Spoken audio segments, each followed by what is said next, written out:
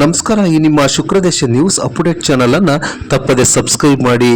ಜಗಳೂರು ತಾಲೂಕಿನ ಗುರುಸಿದ್ದಾಪುರ ಗ್ರಾಮದಲ್ಲಿ ಇಂದು 3:30 ಸಮಯದಲ್ಲಿ ಸಿಡಿಲು ಬಡಿದು 20ಕ್ಕೂ ಹೆಚ್ಚು ಕುರಿಗಳು ಮೃತಪಟ್ಟಿವೆ.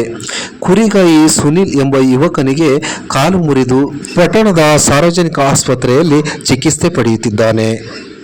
ಇಂದು ಮಂಗಳವಾರ 3:30 ಸಮಯದಲ್ಲಿ ಮಳೆ ಗಾಳಿ ಪ್ರಾರಂಭಿಸಿದೆ. ಈ ಒಂದು ಹಿನ್ನೆಲೆಯಲ್ಲಿ ಕುರಿಗಾಯರು ಅಲ್ಲೇ ಅಡವಿಯಲ್ಲಿ ಪಕ್ಕದಲ್ಲಿದ್ದ ತೋಟದ ಮನೆ ಪಕ್ಕದ ಆಶ್ರಯ ಪಡೆದಿದ್ದಾರೆ.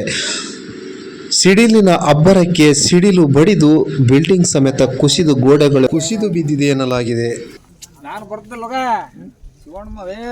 ಹೋಗ ನಡಿ ಅಂದ ಪೀಸ್ ಸಿಕ್ಕು ಎಲ್ಲಿಗಣ ಅಂತಂದ್ವಿ ಹೊರಗಡೆಗೆ ತಮ್ಮ ಕಡೆ ಅಲ್ಲಿ ಅಂತ ನಾವು ಓಡ್ ಬಂದ್ವಿ.